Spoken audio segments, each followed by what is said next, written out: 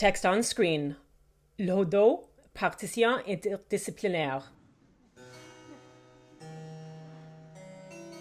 Three people on stage put on yellow shirts.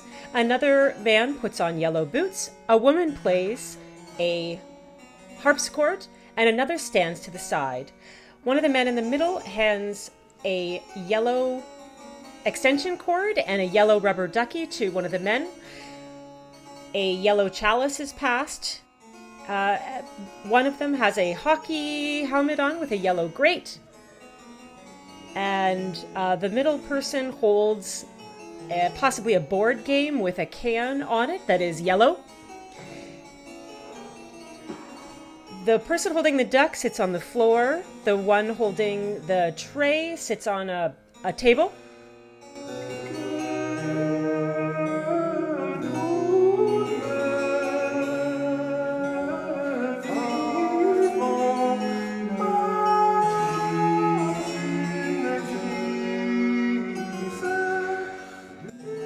Balls are dumped on one of the performers. One of the performers appears to videotape the audience.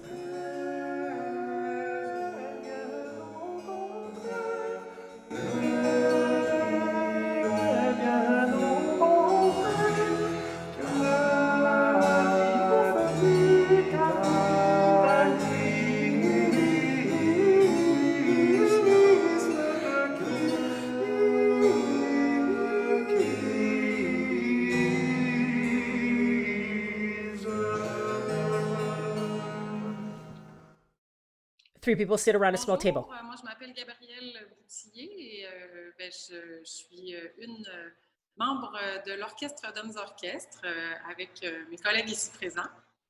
Moi, c'est Dania Hoffman. Et moi, c'est Bruno Bouchard. Il y a aussi Jasmin Cloutier, Simon Drouin, Simon Elmaleh et Nadine Lisotte qui font partie du collectif. Et on travaille avec plein d'autres gens régulièrement qui sont nos amis, qu'on ne nommera pas, ça fait beaucoup de monde. Et puis, l'Orchestre d'Hommes Orchestres, c'est un collectif de recherche et de production en art vivant. On est basé à Québec. Le collectif existe depuis 2002. C'est flou un peu le début, là, au début des années 2000, 2000-2002 à peu près. Et on a commencé à faire de la musique et à se demander comment on pouvait, d'une certaine manière, insérer, injecter d'autres formes de langage dans le fait de réaliser une musique ensemble. Donc, toute une réflexion sur l'écriture scénique de l'interprétation de la musique qui a donné lieu à toutes sortes de spectacles au fil du temps avec des formats et des formes super différentes. On a travaillé pour l'espace public, mais aussi pour la scène, de toutes sortes de manières, avec des plus petits spectacles, des plus gros spectacles. On a travaillé in situ sur certaines affaires. On a travaillé en tournée à l'international dans des théâtres pour d'autres projets. Donc, c'est un petit peu, même pour nous, c'est un peu difficile de résumer ce que c'est que l'Orchestre d'Hommes Orchestres. C'est ce que ça devient dans son chemin.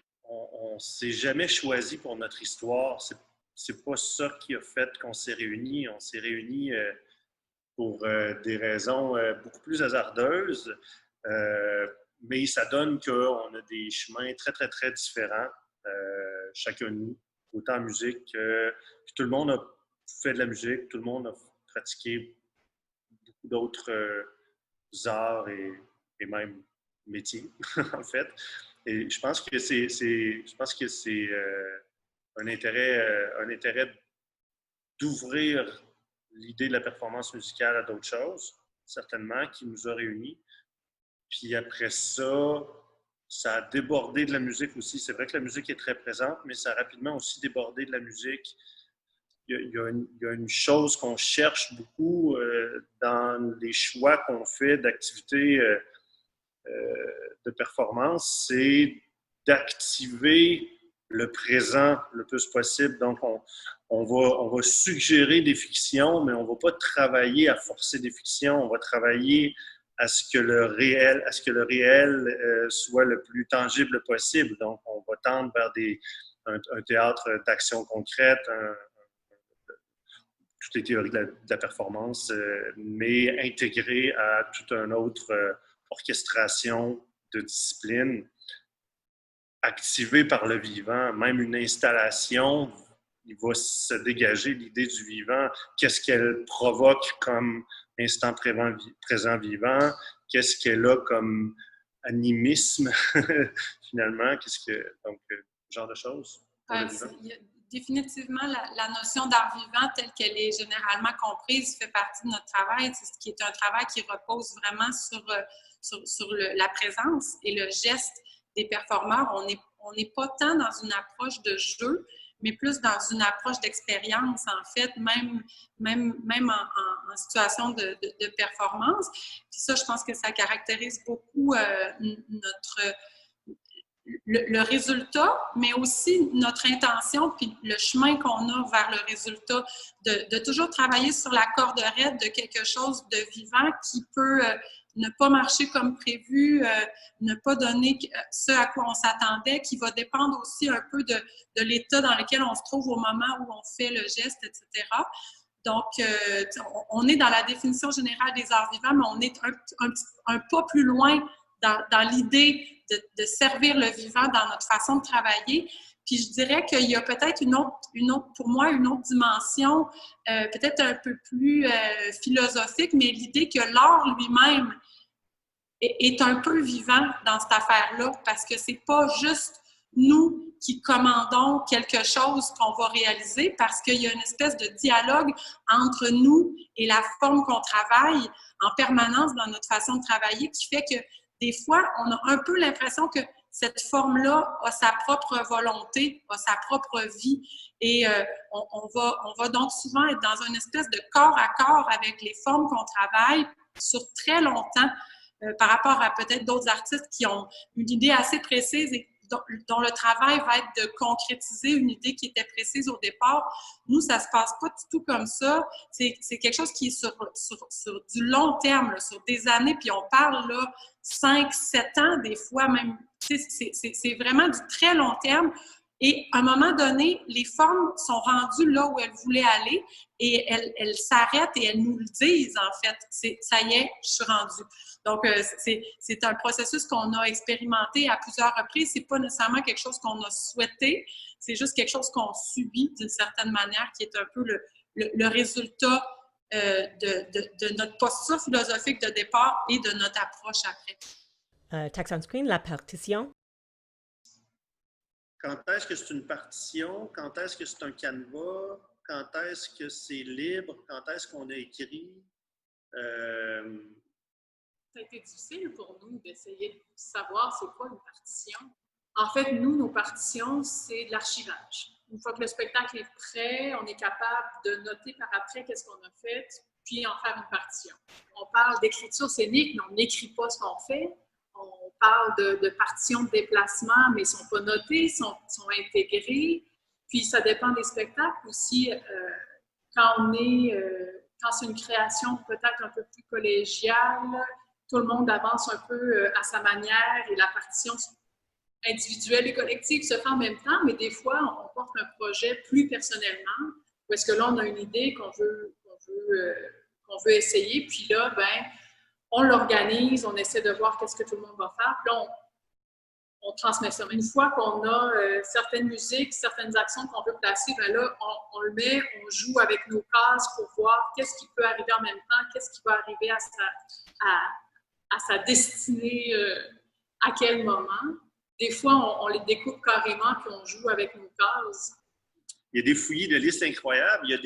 On se fait des partitions à chaque nouvelle rencontre, on invente des nouvelles partitions. Des fois,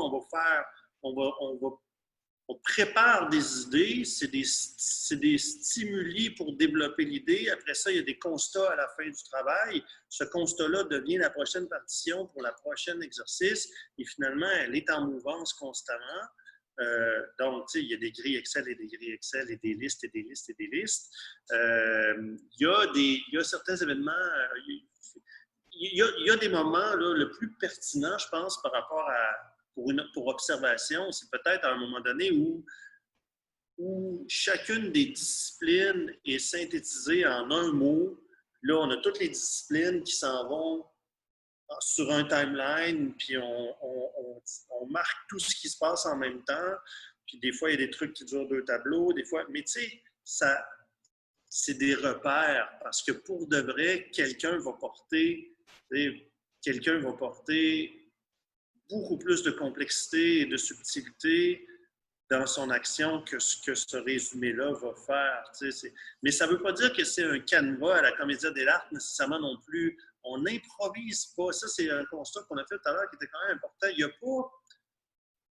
On parlait de la différence entre improvisation et liberté tantôt. Il y a une grande liberté d'interprétation, mais le scénario, même s'il va se développer sur 7 ans, lorsqu'on l'exécute, il est super structuré et on n'en déroge pas. Il n'y aura pas de développement de récit soudain, il n'y aura pas d'extrapolation d'une idée soudaine pendant l'événement. Et de cette façon-là, on est quand même assez strict, telle une écriture musicale, dans notre écriture scénique. On est quand même... on n'est pas des gens qui... On n'est pas dans le processus qu'on a eu à date. Les seules fois qu'on a développé avec improvisation, c'était un événement qui n'était pas du tout sur l'idée d'un timeline. Donc, c'était Convoi, qui est un endroit qui était un environnement structuré avec des véhicules, puis c'est des entrées-sorts, puis c'était un peu plus social. On était là ensemble, on avait préparé des stations où les gens pouvaient vivre des choses, puis on passait un moment ensemble. Puis il y avait un autre événement où on avait préparé une boucle de 7 minutes musicale, puis on le refaisait pendant 2 heures. C'était à 20 musiciens. Et ça, on se dictait dans l'oreille nous-mêmes des nouvelles façons de jouer avec la boucle. Et il y avait l'idée de l'improvisation et du développement spontané prévu à même la partition. Mais c'était un jeu auquel on voulait s'adonner, mais c'était pour cet événement-là. Normalement, on est assez... c'est assez écrit. On a des points de rencontre très, très précis entre les musiques et les actions. Alors, le moindrement que quelqu'un voudrait partir de son bord, tout le monde est largué. Alors, cette écriture-là est très, très, très précise. Ensuite, comme disait Bruno, c'est plus une question de liberté d'interprétation que l'impro dans le temps. Puis l'idée de la règle de jeu, puis de la liberté sur scène en tant qu'interprète, c'est ce qui donne la grande impression de chaos à tout le monde. Tout le monde a l'impression que c'est le bordel, mais que finalement, on a passé au travers à une vitesse incroyable et tout est super organisé. Mais c'est parce que nous, on est là, on s'amuse à ça, puis on est content, puis on est un peu désinvolte dans notre façon d'être sur scène. Fait qu'il y a une impression de chaos et de désorganisation. Puis il y en a il y a une désorganisation certaine dans le magma d'idées réunies, mais il n'y en a pas une dans la façon de les faire avancer et de se structurer. 2 men, 2 women on stage. A man pours 2 glasses of water into a fish tank. A woman pours water into an ice cream cone. Another woman puts sprinkles on the ice cream.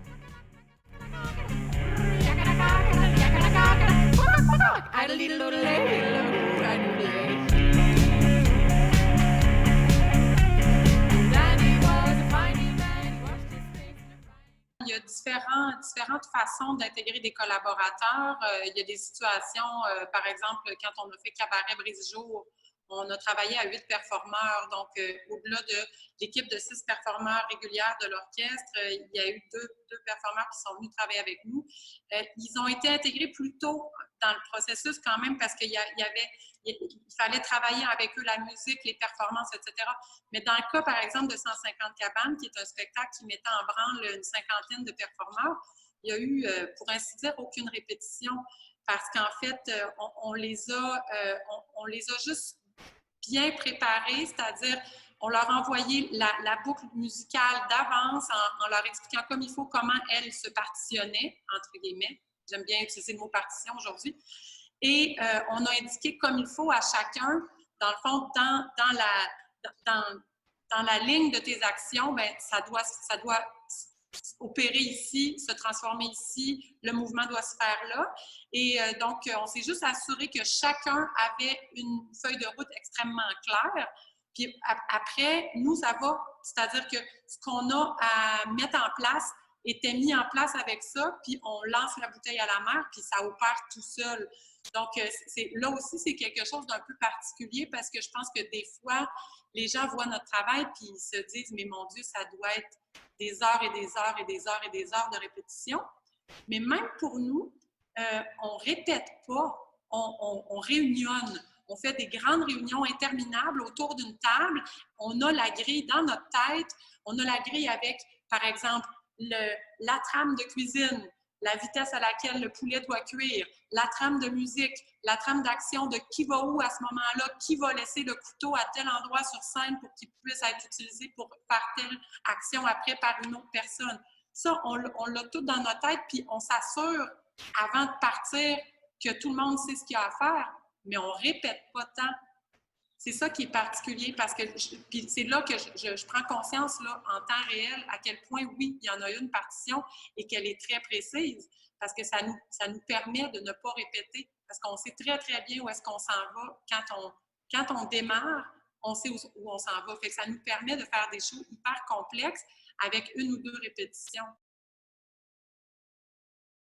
C'est comme si on travaillait plus à des ouvertures qu'à des fermetures dans le sens.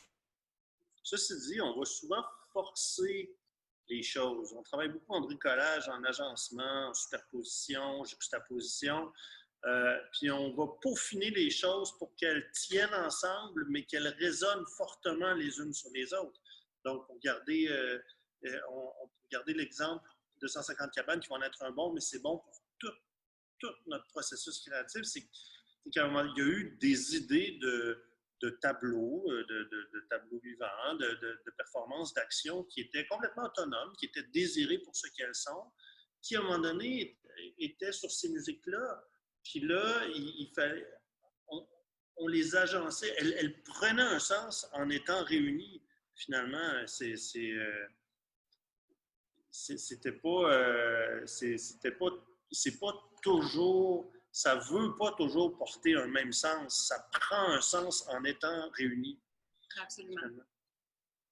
C'est drôle que Bruno dise ça maintenant. Moi, c'est une idée qui m'est venue en amont dans la même discussion qu'on a là. L'idée que c'est le sens que prennent les choses lorsqu'elles se croisent, lorsqu'elles se rencontrent, qui est peut-être la clé de voûte de notre travail.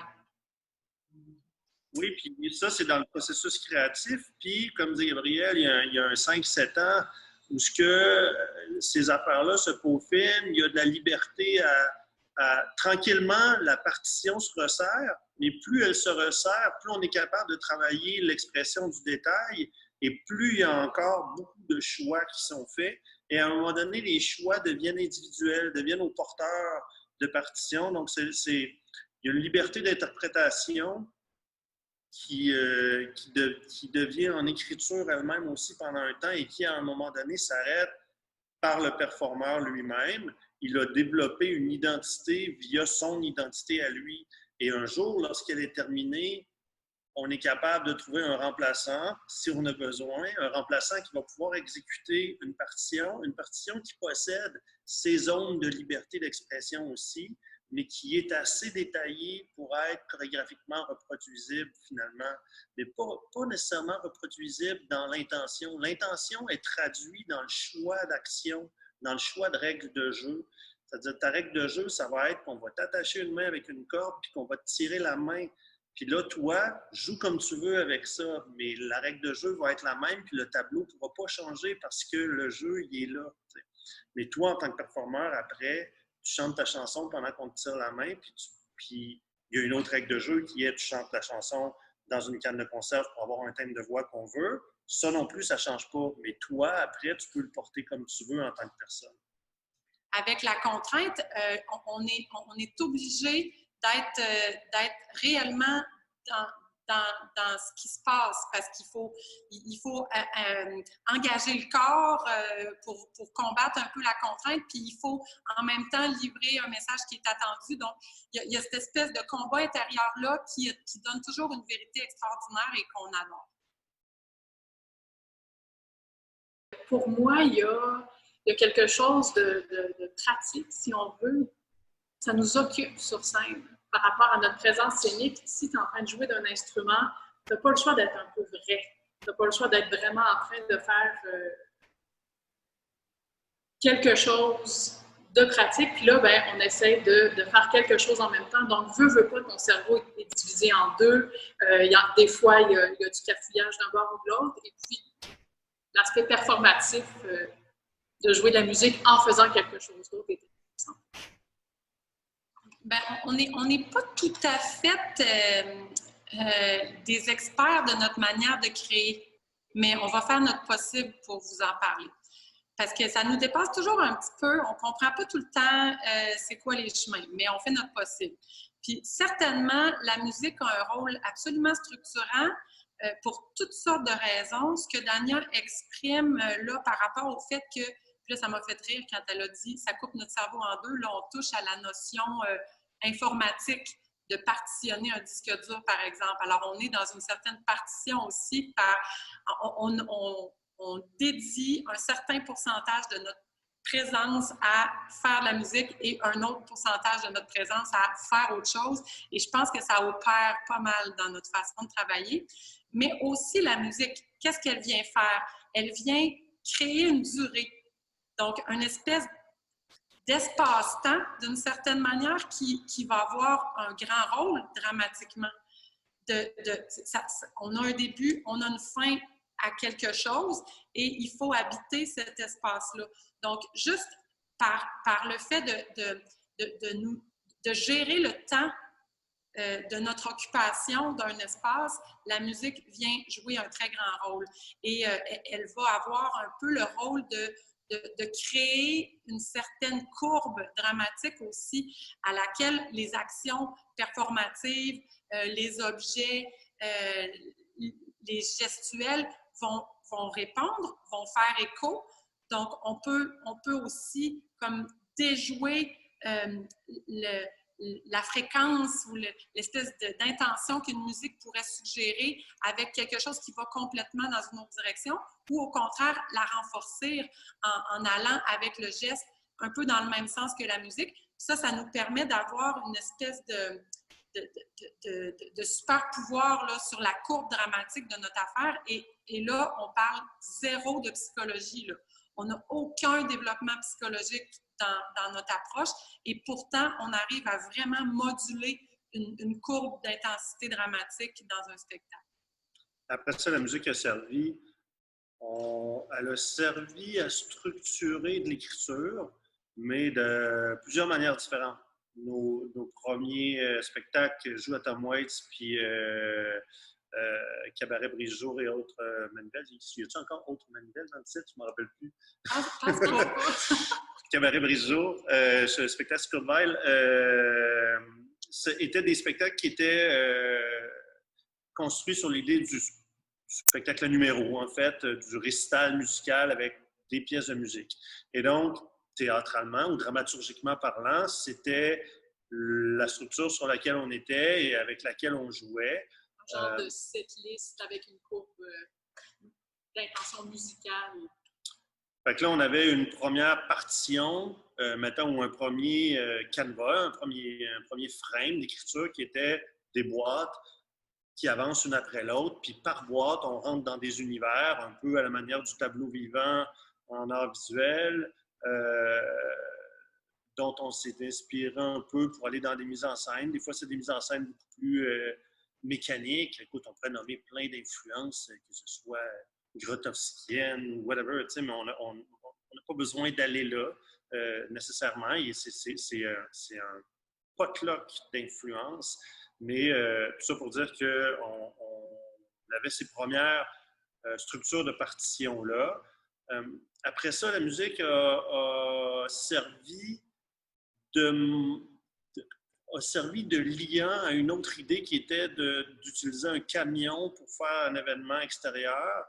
Et encore une fois, elle devenait structurante en ce sens-là que, en ramenant l'utilisation du camion à la musique, encore une fois, sous l'angle dramaturgique, on était cohérent. On se structurait dramaturgiquement en se ramenant toujours à un camion musical ou à un camion instrument de musique.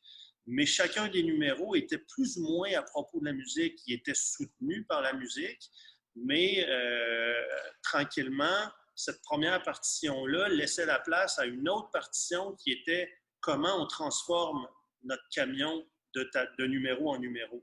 Donc là venait une deuxième écriture, une deuxième partition qui était maintenant celle de l'évolution de l'utilisation de notre objet.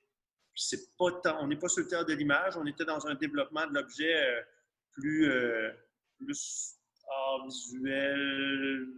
En tout cas, je ne rentrerai pas là. Puis après ça, il y a eu d'autres utilisations de musique encore. On parlait de Chicken Kitchen tantôt, où on a fait un premier show à numéro. Puis là, à un moment donné, on était un peu... on n'arrivait pas... Ça faisait quelques fois qu'on faisait ça, la forme... Oui, mais il y a quelque chose qui faisait qu'on trouvait qu'on n'arrivait pas à une étape dramaturgique qui nous intéressait. Puis est venue, à un moment donné, l'idée de la cuisine. Et donc là, tout à coup, l'idée du spectacle à numéro a été est passée en troisième plan en arrière. Elle était là. Elle structurait encore un chemin d'avancement. Mais ce qui nous structurait vraiment dans l'écriture de nos numéros scéniques, c'était comment on va faire pour faire un poulet en 1 heure sur scène.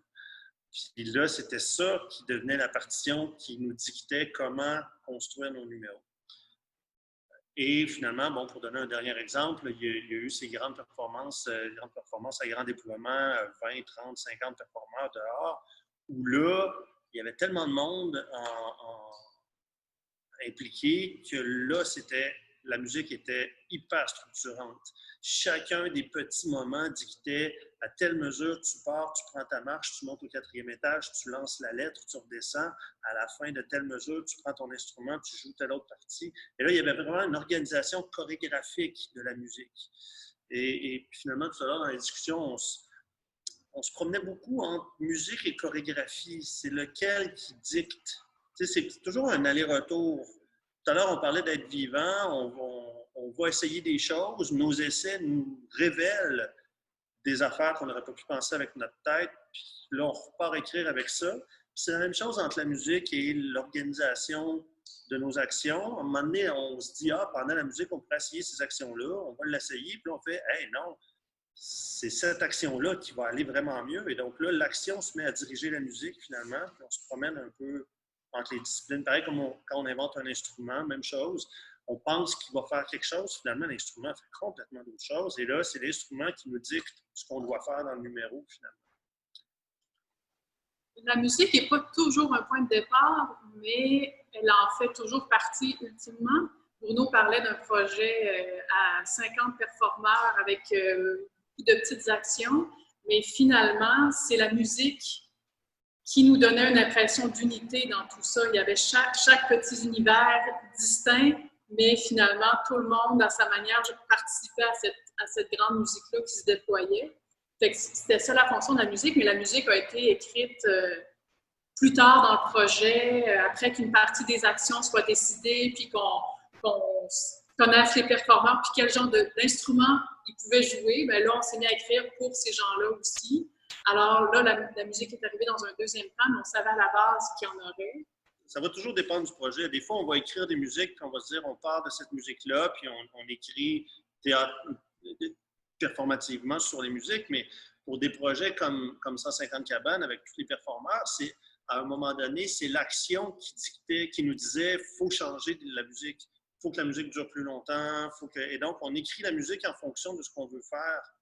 Et ça se passe un peu tout en même temps. Et c'est là qu'à un moment donné, la musique est un outil structurant dramaturgiquement. Il organise, mais il n'est pas nécessairement structurant dans le développement de l'exercice créatif. À un moment donné, il est à part égale avec les autres. Puis c'est les autres qui vont dire, musique, tu dois faire ça pendant cette quantité de temps-là parce que nous, c'est ça qu'il faut qu'on fasse. C'est ça qu'on veut faire. Des fois, il y a des impasses puis des petits rapports de force entre bon, ben, qu'est-ce qui va dicter la prochaine étape? Est-ce qu'on peut bouger la musique ou est-ce qu'on doit bouger les actions ou vice-versa? Et puis, il faut jongler avec ça selon la situation du projet. Oui, puis c'est ça, d'un projet à l'autre, ça change complètement. Tu sais, je nous écoute parler, puis il y a des contre-exemples à tout ce qu'on dit, en fait, parce que, par exemple, dans Tomate, c'est peut-être le spectacle où la musique a La moins musique en joué tant un que rôle de structure. structure au départ de ce projet-là. Le projet s'est construit sur d'autres intentions, sur d'autres langages. Et c'est d'autres langages qui ne sont pas musicaux, qui ont construit l'espèce de grande trame à l'intérieur de laquelle la musique est arrivée. C'est pour ça qu'on a appelé ça une espèce d'opéra. La musique a été injectée à des endroits précis pour créer une emphase sur certaines affaires qu'on voulait mettre en lumière. Donc, dans ce cas-là, la musique n'est pas venue créer l'espace dans lequel le show a pu se déployer. C'est le langage du conte, le langage des prises de parole politiques qui était très important pour nous, ainsi que tout le langage vidéo, tout le bricolage vidéo.